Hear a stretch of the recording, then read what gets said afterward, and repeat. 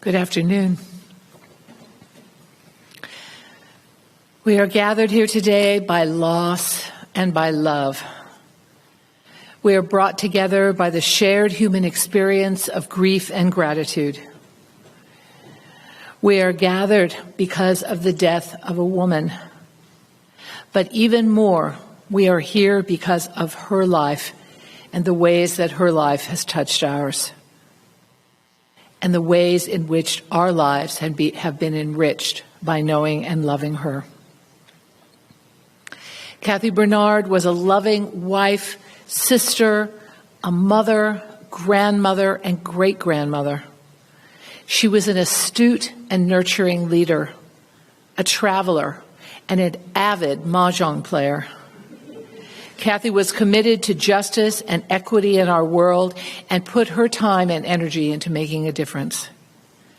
She was a committed UU for half of her life, a leader and a member of this congregation.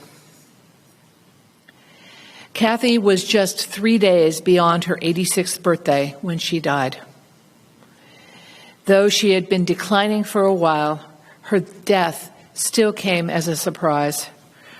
Her big open heart simply could beat no more. It's hard to grasp the fact that a person we have known to be so energetic and vital should be gone. That a person whose bright eyes and smile warmed our spirits could be taken so quickly from us. On this occasion of sadness and remembrance, our hearts are connected with love and care. We are connected by gratitude for the special moments of life with Kathy and for the gentle love, enthusiasm, and determination she brought to life. So together on this day, we remember Kathy's life and remember how she shared her life with others. And in doing so, we say goodbye. In this time together, let us all share comfort with one another. Together, may we share the help and strength to move into the days to come with grace and care. Thank you for being here as we do this together. I am Lucy Bunch, one of the ministers of this congregation in which Kathy has been an active and beloved member for many years. I am here with my co-ministry colleague, the Reverend Roger Jones, who will be offering the eulogy for this woman we have loved and admired. And now, Reverend Roger will light the chalice of our faith.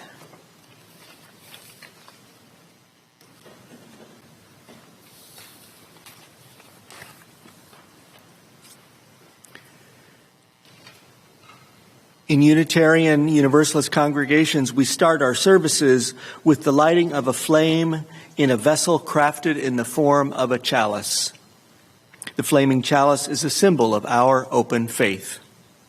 Today we kindle this flame in honor of Kathy's active support and involvement in several of our UU congregations over nearly 5 decades, including this congregation where she gave her leadership and her love. We remember her life as the embodiment of the values which underlie our mission, which says we come together to deepen our lives and be a force for healing in the world.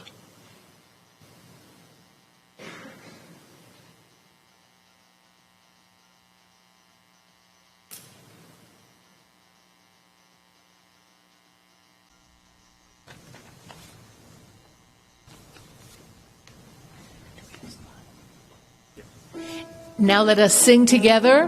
Come sing a song with me. The words will be on a slide on the projector. Let's rise in body or spirit.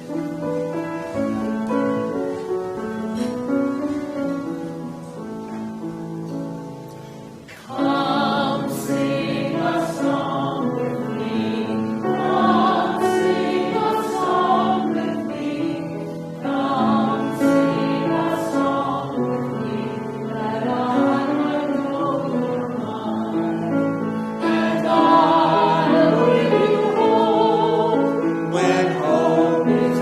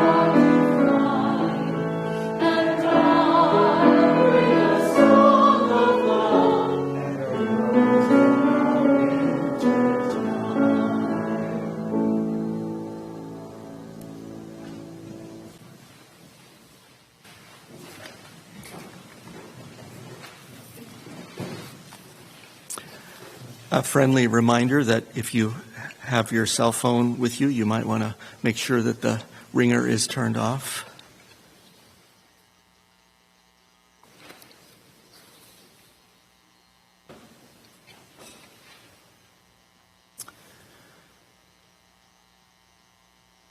Kathy was born in Santa Ana to Helen and Clifford Kent in 1936.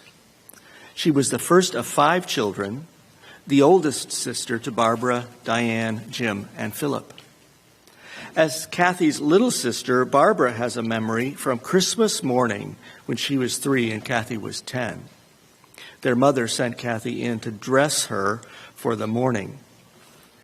Kathy was so nice to her that Barbara couldn't understand it. But later she realized that it was Christmas, and Kathy wanted to be on her best behavior since Santa Claus was in the vicinity. In her last 3 years of high school, Kathy had to share a bed with her younger sister, Barbara, who was 9. Kathy made a line in the bed and instructed Barbara not to cross it. Barbara said that she was so intimidated by this rule that she slept on the edge of the bed. Kathy was always resourceful, and she worked all through high school, making her own money, and she sewed her own clothing as well. This theme of resourcefulness and determination runs all through her life. Kathy's parents had been raised in a religious cult in Los Angeles. They continued participation in it for part of the childhood of their own children. They drove every week from Orange County to Los Angeles. When one of the cult's leaders tried to break up Clifford and Helen's marriage, the family got out of it. Later, they attended the Church of the Nazarene. Barbara said that the church didn't allow them to dance, but while roller skating, they could get away with holding hands. Kathy Kent and Lee Summers met at a Bible study or another function during high school. They were married shortly after Kathy graduated from Anaheim High School. They had 3 children, Ken, Brent, and Cindy. After Lee finished college, the couple lived in Rancho Palos Verdes, and they started attending the Pacific Unitarian Church. Their membership there would begin Kathy's involvement in Unitarian Universalism for the next 45 years. It shaped her commitment to the values of human dignity, compassion, mutual acceptance, and social justice. Lee and Kathy divorced after 17 years of marriage, and both would later remarry. Kathy met Dick Bernard on a date arranged by friends of hers from the UU Church. Immediately, they both knew it was a perfect match. A few months later, Dick moved in with Kathy and her 3 kids. Their blended family also included James, Dick's son and Kathy's stepson. Dick and Kathy shared a sense of adventure.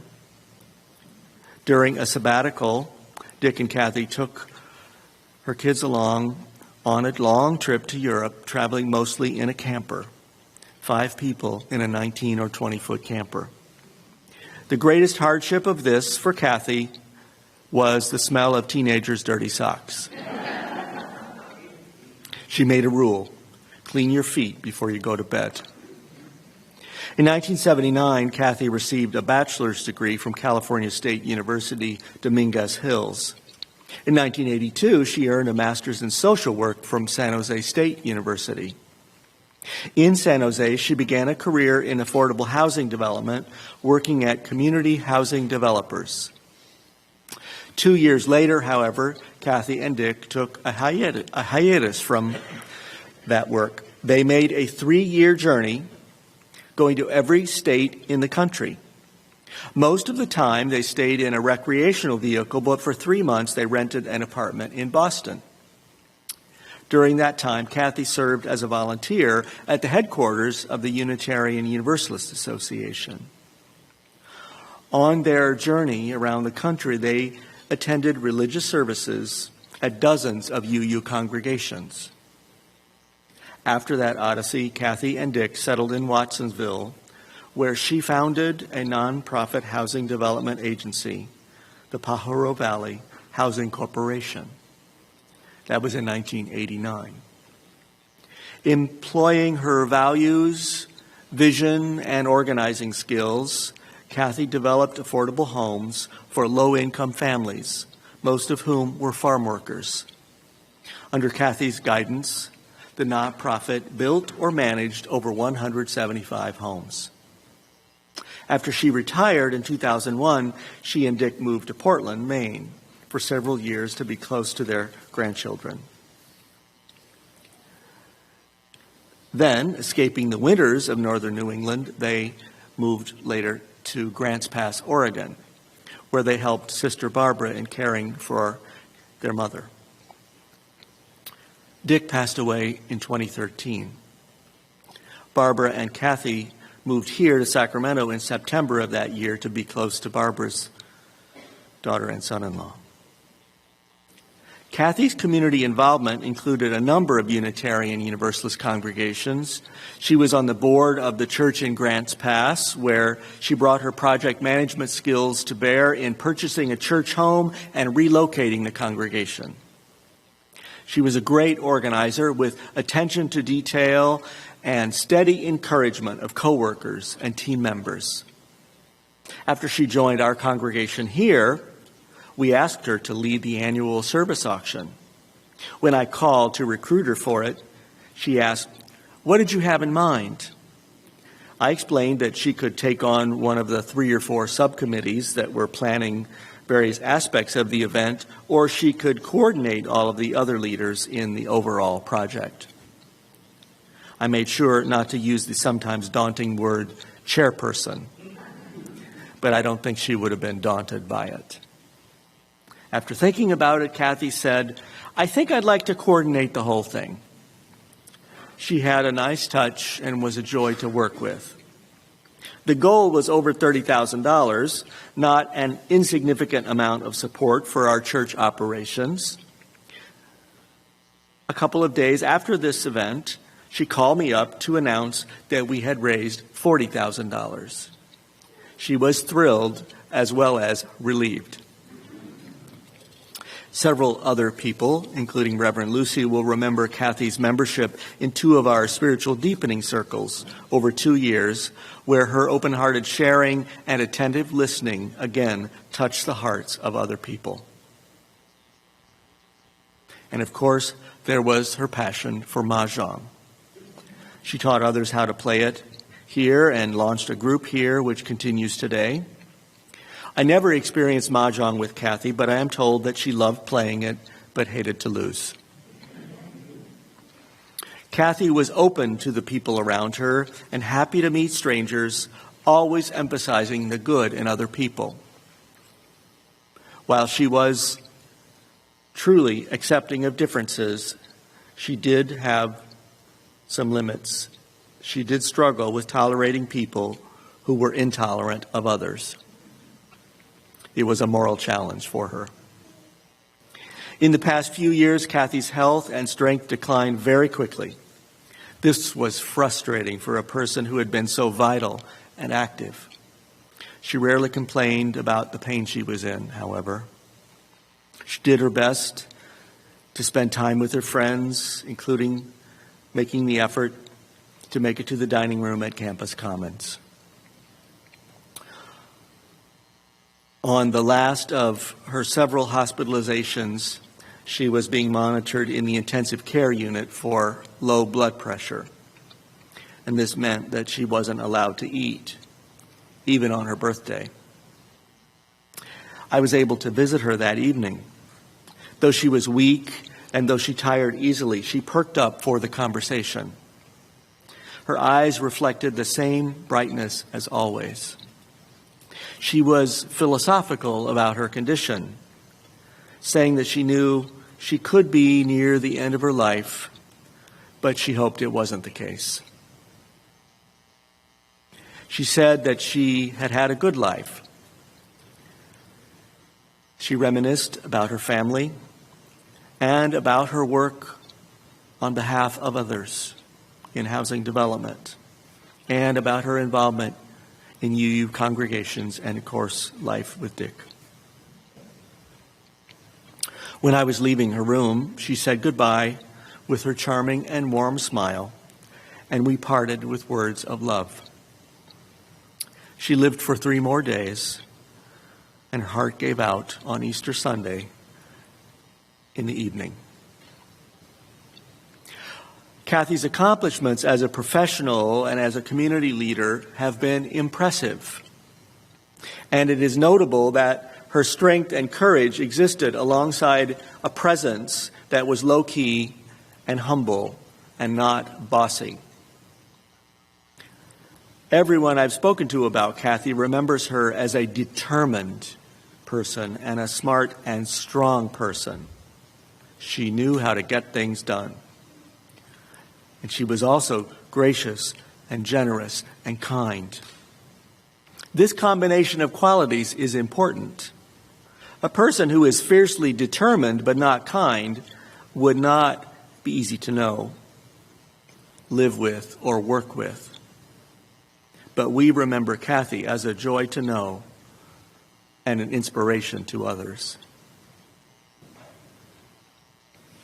She leaves behind her 4 siblings, her 3 children and her stepson, and their families, including 4 grandchildren and 3 great-grandchildren.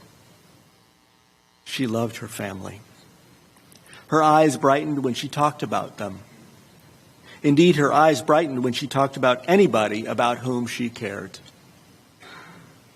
As we carry the memory of her eyes, her smile, and her warm and quiet presence with us, let us remember how our own kindness and our own presence can be a source of help and support in the lives of others.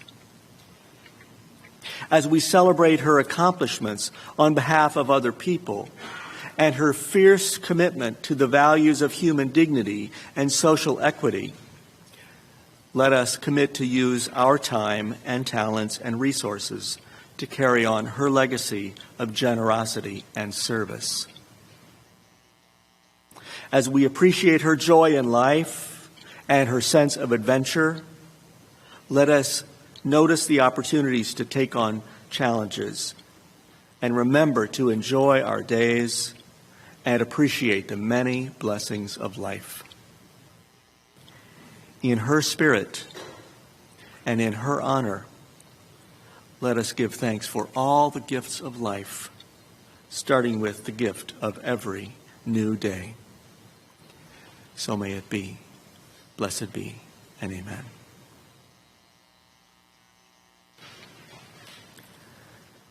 Now please join me in the spirit of gratitude and peace as I offer these words of prayer, which will be followed by a time of silence together and then by music. And in this time, you may wish to relax your eyes, whether open or closed, and notice your body in your seat, and notice your breathing in and out, and notice how your breathing, our breathing, is connecting us to one another and to the whole human family. And let us pray. O Spirit of life and of love, we give thanks for the gift of life and for the blessing of these moments together as we share comfort and care with one another. We acknowledge our sadness at the loss of Kathy, a person who embraced life with such joy and passion that it's hard to accept that she is gone. At the same time, we acknowledge our gratitude for the gift of having shared life with her.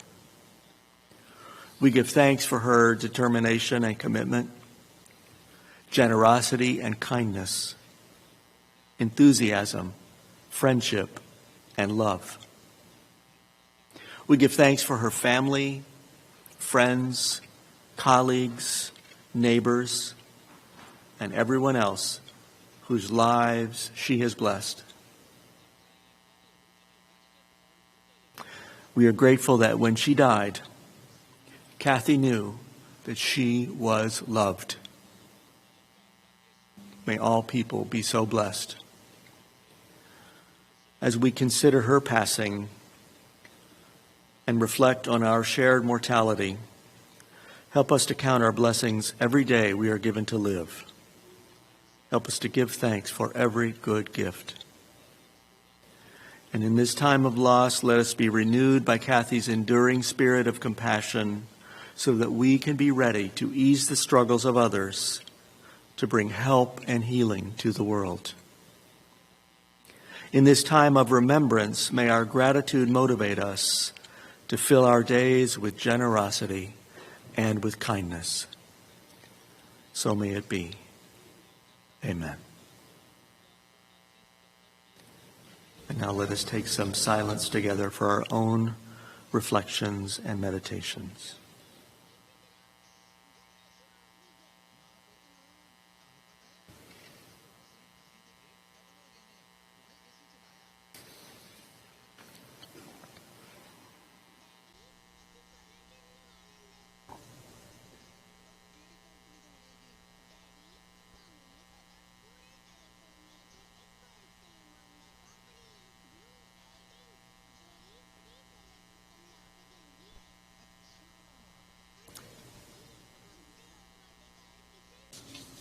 Blessed be.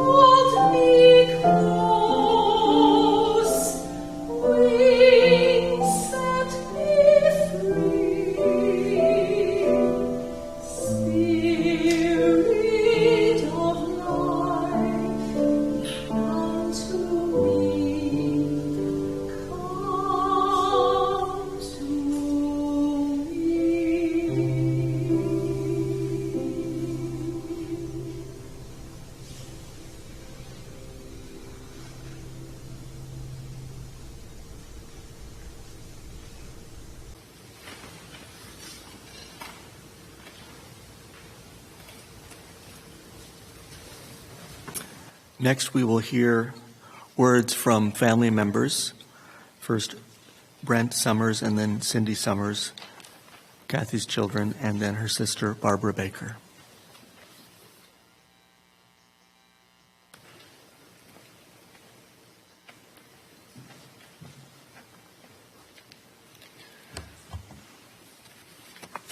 Good afternoon.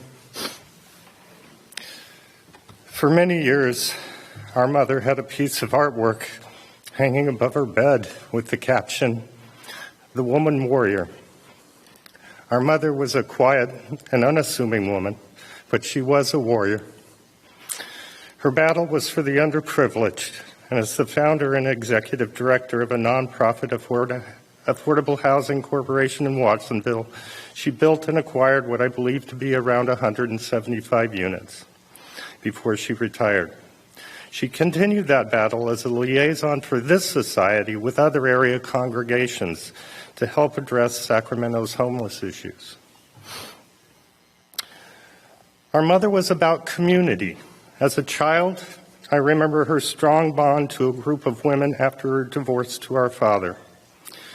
There was a group of friends from the UU Church in Palos Verdes, one of whom set her up with a blind date with Dick, the man she would spend 41 happily married years to. When they moved to San Jose so that she could pursue her master's degree, she also developed a community of friends in her work with low-income housing. Then there was the community of friends and her involvement in local politics in Watsonville and then South Portland. When she and Dick moved to Grants Pass to help care for her mother, she gave up her involvement in local politics, but she kept on working in the community of the UU Church by helping them purchase a building. She also established lasting friendships, at least one of who is here today. After Dick's death, she moved to Sacramento with her sister Barbara. Here she joined the community of this society, serving on the board and chairing one of the major fundraisers. She was also part of the community around her love of Mahjong. And in the short time she lived at Campus Commons, she quickly became part of that community with friends who helped look after her into her final days. Our heartfelt gratitude goes out to all these communities of people throughout her life. We are blessed to have met many of you. Our mother was also about family. She was there for all of us, and her support for my brother Ken during some rough times, to her support and guidance of me as a troubled teen. And then with her immediate acceptance and support the day I told her and Dick that the girlfriend they met the day before was pregnant with their first grandchild. I only found out recently that when they were traveling around the United States for 3 years, prior to cell phones, that they had a time slot set aside to phone Cindy almost every week. Cindy and my mom spoke pretty much on a daily basis up until the end. But however much she loved her grandchildren, or her children, she adored her grandchildren. Being close to Ken's children, Holly and Greg, when they were young, and then moving across the country to Maine to be near our children, London and Dylan, and Dick's grandson, Greg. Mom and Dick were our children's biggest fans, showing up for every one of London's plays and most of Dylan's track and cross-country meets, even in the freezing rain and wind. Her love for her great-grandchildren, what can I say? She was also very close to her sisters, especially Barbara. When they first moved in together,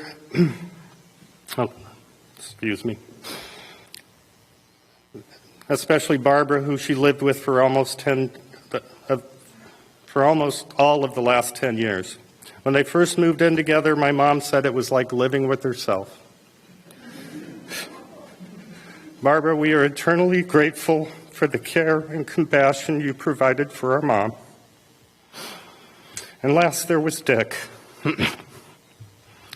When I informed my stepbrother James about my mom's passing, he told me that Dick bloomed when he met my mom. After reflecting on it, I realized that my mom bloomed also. Dick was her partner in everything she did, from helping her achieve both a bachelor's and a master's degree, international travel, involvement in politics, and into the founding of the nonprofit. I like to believe that they are blooming together once again.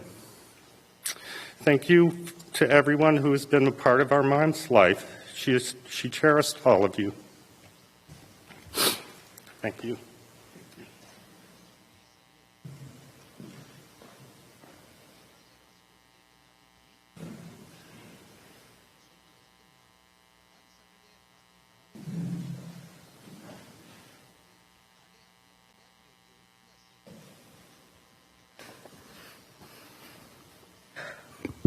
Hello. Thank you for being here this afternoon. Before I read what I wanted to say, I wanted to tell you about a family friend that is in Norway and has known my parents since 1979, and she had written me, and I had asked if she wanted me to read what she had said. Her name is Hannah Vesterager from Norway. She says, Kathy was a remarkable and wise woman. I was a AFS student from Denmark to Maricosta High School in Manhattan Beach. During the challenge of changing host family, I was so fortunate to spend 1 week under the wings of Dick and Kathy. This made an impact and led to a lifelong friendship. Kathy and I have stayed in contact since 1979, and she was one of the strong role models I have depended on. During the years after the AFS year, I saw Kathy only in person 3 times, while visiting her in Watsonville and the last time in Sacramento. But the past 10 years, we have gotten even closer through video meetings. We shared values and political viewpoints. Kathy will be missed dearly in Oslo. My husband and I will always carry her in our hearts, and she will always be a part of our lives.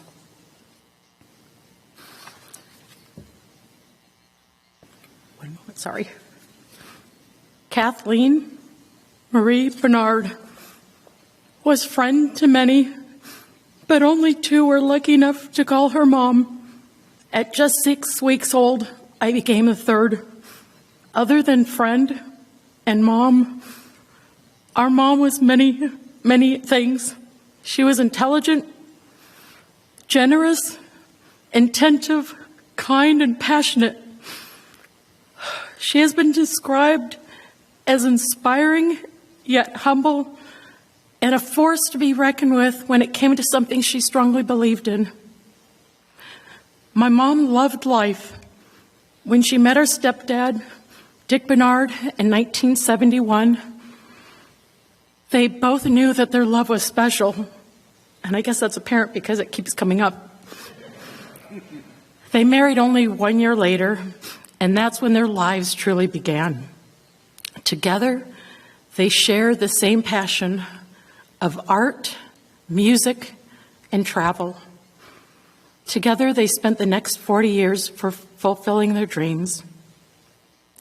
Visiting art galleries, they purchased pieces that inspired them. For years, they attended the Monterey Jazz Festival. As a family, we traveled 6 months throughout Western Europe. Mom and Dick, or as I called them, Mama Dick, took several trips to Canada, spent a month attending school in Mexico to learn Spanish. They toured China and Costa Rica, and over 3 years throughout traveling the U.S.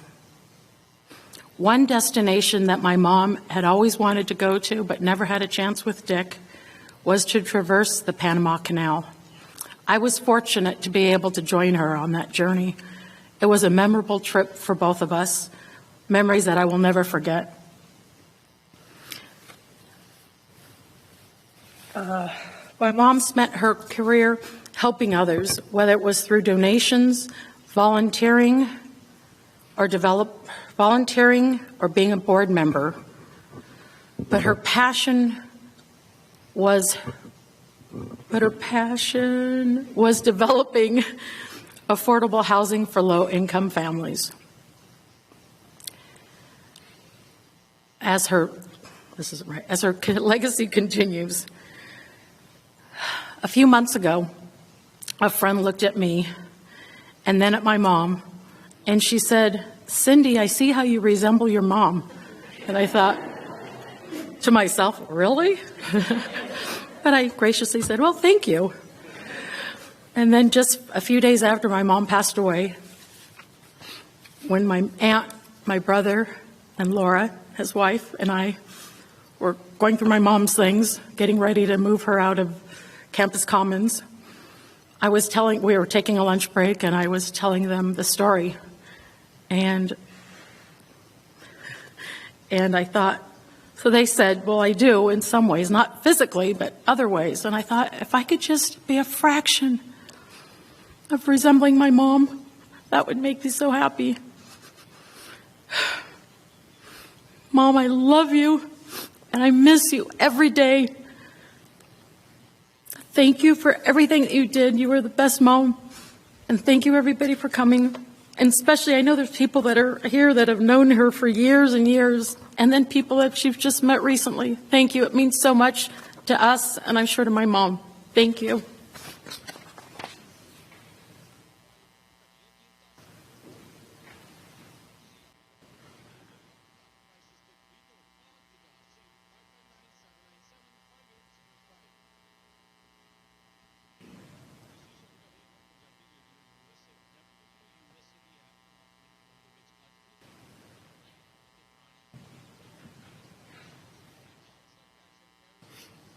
That's going to make it harder.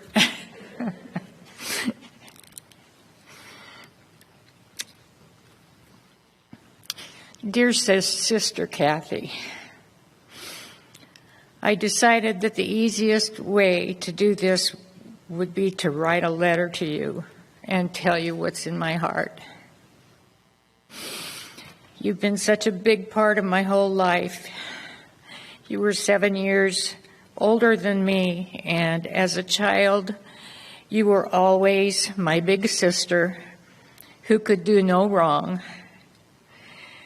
Actually, she didn't in my eyes. It was our second sister, and hopefully you're watching on Zoom, Diane, that I just decided to be good because of the trouble she got into. Love you, Diane.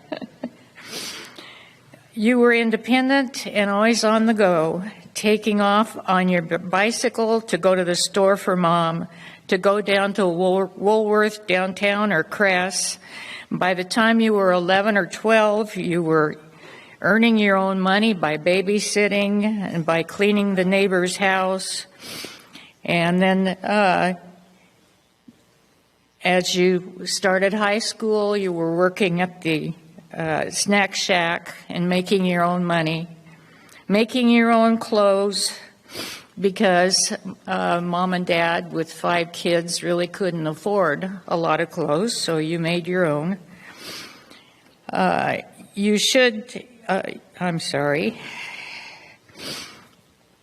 You married at 18 and moved away from home, raised a family, had a career,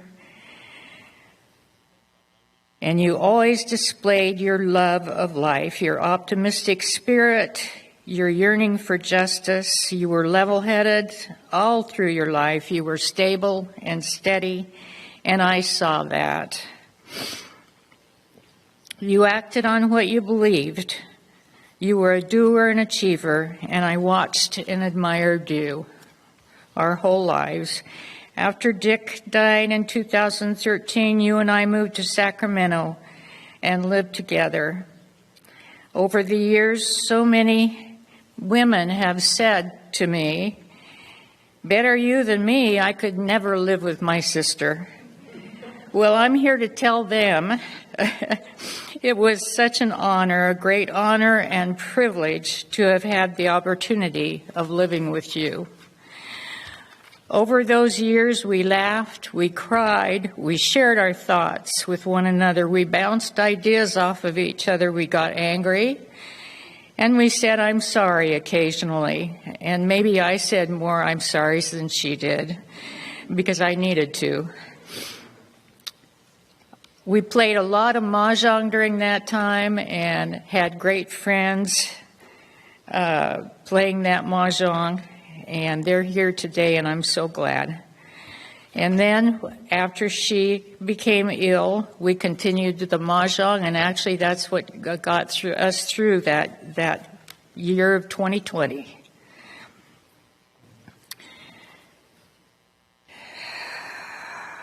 I saw the way that you tackled problems with persistence and determination, how you reached out to others with openness, and your gracious smile, and the support and caring you shared with me when I would be going through a difficult time. And then in 2020, the pandemic and your cancer diagnosis, I was with you through the whole journey, the chemotherapy, treatments, surgery, and the radiation therapy. A year of you feeling sick and dizzy and weak. I always marveled at your strength and courage. Kathy, you were my dear, dear friend, my sister, and you always will be, lovingly and forever, Barbara.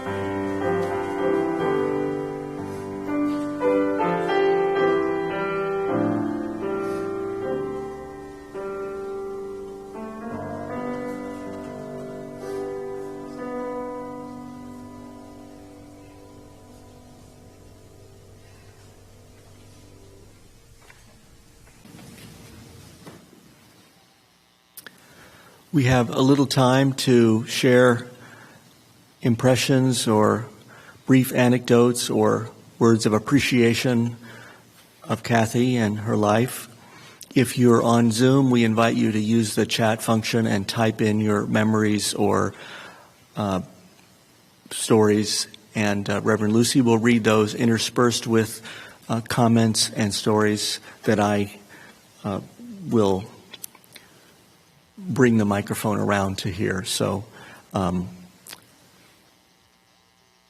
think about something that you might want to say.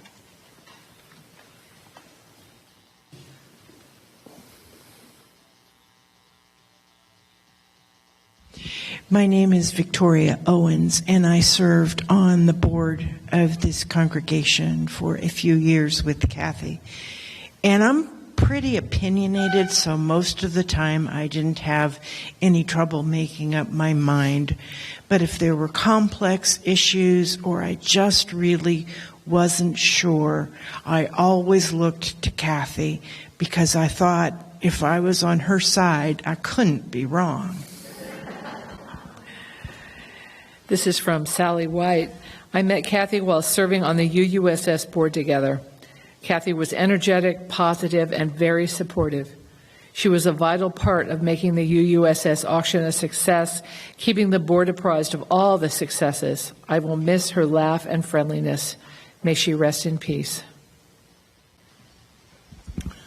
I'm James Bernard Dick's son, and I know that my father bloomed when he met Kathy, and I told Brett that, but I think it was that they also had to break free of organized religion at a certain point and become Unitarians. I think that was a great connection for them, and it stood them well in their travels. My father was awful about giving gifts. I used to get little keychains and money clips and stuff like that. And when he met Kathy, it changed. I'm wearing a shirt that Kathy gave me. She had really excellent taste in art and music, and I think that allowed my father to expand his range. Personally, when I was doing land conservation, I measured my success in acres and dollars, and I know Kathy measured her success in housing units. Really both lasting things that make a difference, and I think that's another place where my father and she coincided. But I think one of the most fundamentally important things that Kathy ever did was to adopt Cindy. And I've gotten a real window through my partner, who also adopted a woman now. And they talk every day. And it's a spectacular thing when you protect and love and nurture and guide another human being. This is from Sally Wilkins. I met Kathy in 2016 when I joined UUSS. We served on the auction committee. Later, I learned that her entire career had been centered around affordable housing. I do admire her for the work that she did. Hi, I'm Annette, and I need to thank, Kathy and I lived fairly close together, so we'd sometimes carpool coming to church here. Usually she was driving. She loved that new Honda that she had. But every time I get to the intersection of Howe and Hurley, I always remember Kathy, because as calm as she is, she calmly told me that if you enter that intersection after it's turned yellow, you cannot make it before it turns red. And she got a very expensive traffic ticket. And she never raised her voice, but you could tell she was really peeved by this. But ever since then, I go to them going, thank you, Kathy, for this. And she was just a lovely woman. I enjoyed her so much. John Silva says, Kathy was always kind to me. I will miss her. Hi, my name is Julie Conway, and I worked with Kathy at PVHC. I'm very honored to say, and I love hearing all of your memories and all the wonderful things about her. I can just say that working in affordable housing could be hard and frustrating. It's pretty much the definition of it. And one of many things about Kathy is she just never seemed to, she wouldn't get, she got mad, but she never got condemning. She never just wrote anybody off in any way, supervising anybody, working with people in the community. She just had such clear vision. And for a while I thought maybe she had a special pair of rose-colored glasses. But then as I got to know her, I realized that she didn't need rose-colored glasses because she just saw everybody so deeply and for who they really are and for really the best of who they really are. and I'm so honored to have known her and to be here.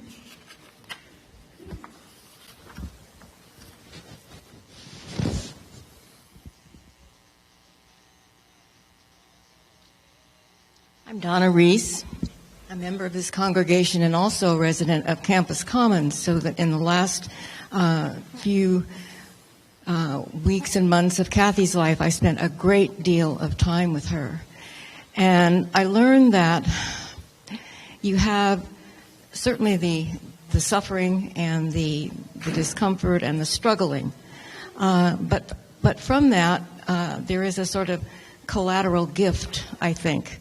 And there were many. The one I'll share with you is her practice of acceptance.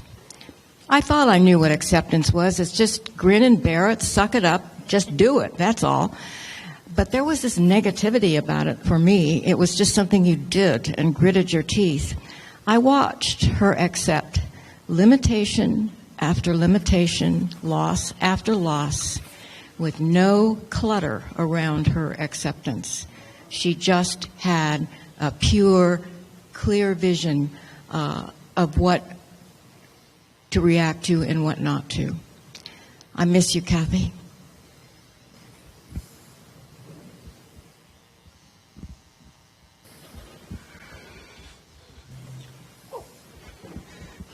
I'm having problems today. My name's Tracy, and I am Kathy's oldest, Ken's significant other. This woman can scare you in ways you just don't know. But at the same time, she was one of the most accepting and loving people I have ever known. Ken and I weren't together for very long when I had my first summer's Christmas. Oh boy. She, according to later stories, fretted for quite some time over what she was going to give me for Christmas because, like I said, we'd just gotten together. Nobody really knew. I opened up a package that contained a magnetic bowl that you wore on your wrist.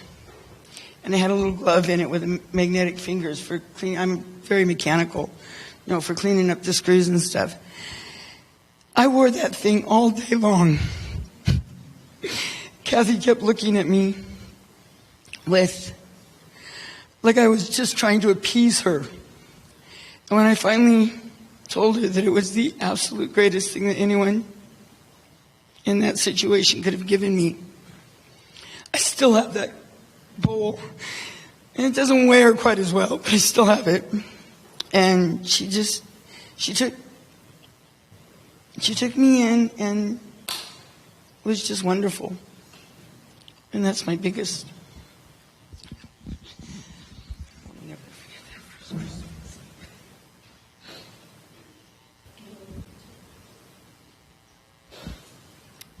Hi, I'm Holly. Sorry, I'm not very good at public speaking, so bear with me.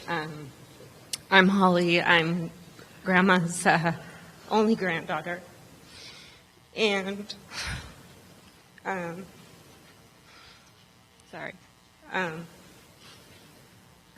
everyone has all these wonderful things to say about how humble and accepting, and she was absolutely.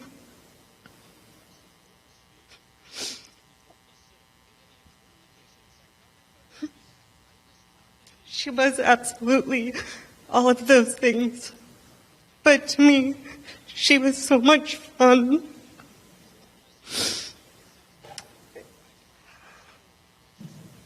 Sorry. I'll just always remember her as being like the most fun person I'd ever been around. And she was that up until, just a few months ago.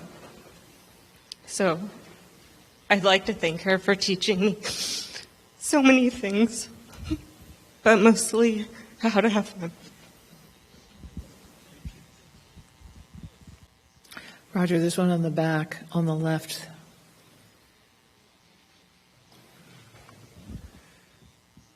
Thank you. My name is Mark. I met Kathy way back in elementary school. And for me, she was a remarkable woman in that she welcomed me into her home in spite of what I now can easily recognize as being an incredibly awkward relationship. And as Holly so nicely pointed out, not only did she welcome me in for that short period of time, but she made sure this just above teenage kid had fun. Thank you, Kathy. This is from Joan Rubinson. She says, Kathy was a special friend and a role model to me at UUSS. I know her as generous, caring, smart, and kind leader. I enjoyed visiting Kathy and Barbara's lovely home in Celebration. I will always admire her, learn from her, and miss her very much.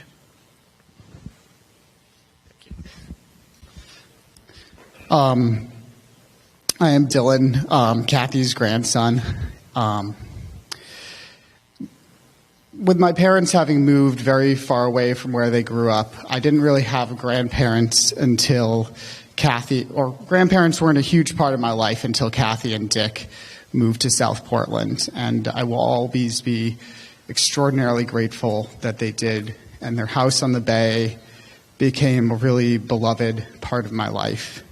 I have a lot of fond memories from there, from playing in the bay at low tide to the frequent trips to the Portland Art Museum with the membership they bought our family every year, which contributed to my love for art. Kathy and Dick's love was a truly great one, and I always have seen them as like really amazing foils and complements of each other. Dick's fiery passion was balanced by the warm, calm presence of my grandmother, and his flights of fancy were brought down to earth and realized by Kathy's practicality and determination, and his boisterous laughter were complemented by her distinctive warm chuckle. And it was a truly amazing example growing up of the love that could exist between two people. I think her greatest gift was to foster community, as I know a lot of people have said. Everywhere it seemed that she lived, a community sprung up around her. And, I very, very distinctly remember the community in South Portland that was very loving and tight-knit around her and Dick and their neighborhood. And I see a clear connection between the community that she created and her life's work helping communities as an organizer and a director and founder of a nonprofit. And sorry, hold on.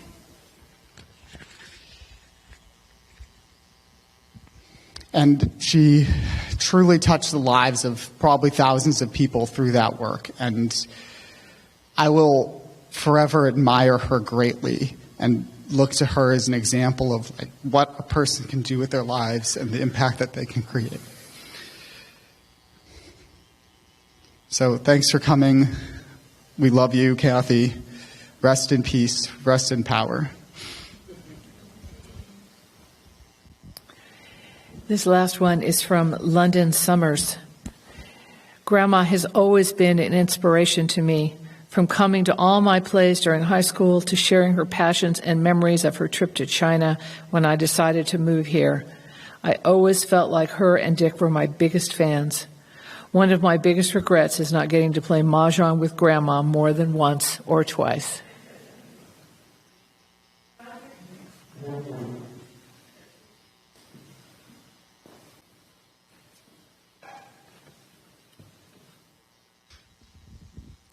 I feel like I owe it to you. I'm one of the Mahjong ladies. You had a wonderful mother, grandmother.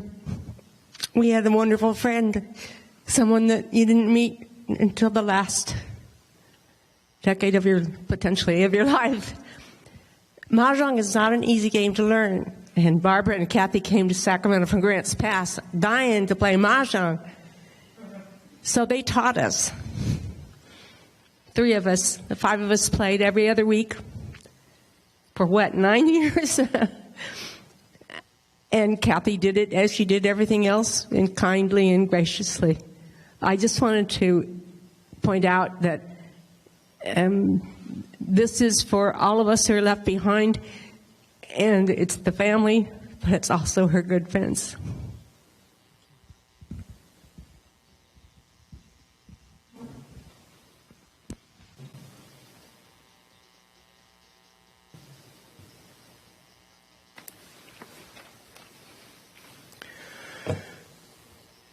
Thank you, everyone. That was very rich, as was her life. And if you're here with us, we hope that you will stay and enjoy the mementos, the photos, and enjoy the reception that's been provided, and enjoy company out on the patio as you enjoy the refreshments. Because I know there are many more stories to hear. Now I invite you to join me in the spirit of prayer and letting go as I offer these words of blessing.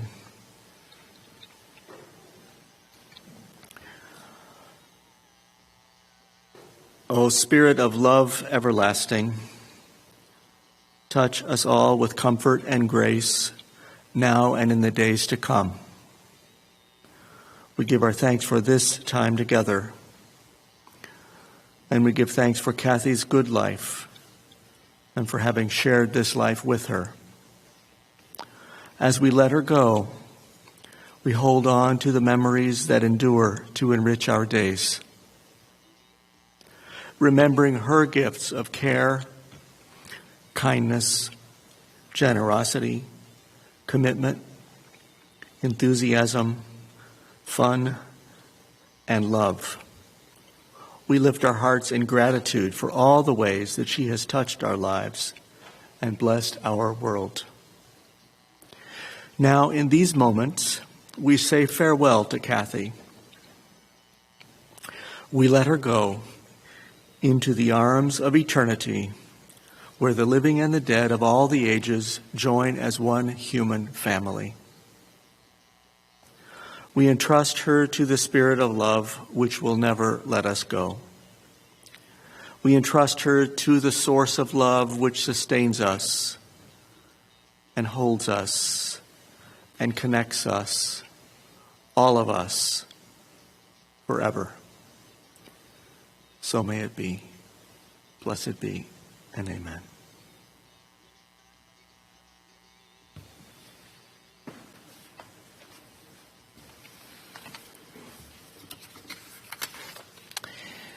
We now conclude this service of remembrance and celebration for the life of Kathy Bernard.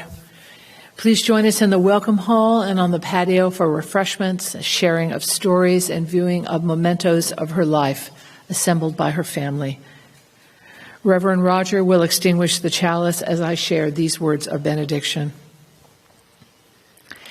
As we prepare to move into the rest of the day and the rest of our lives, let us resolve to bring the best of ourselves into the living of our lives, to bless one another and bring peace, kindness, and compassion into this world.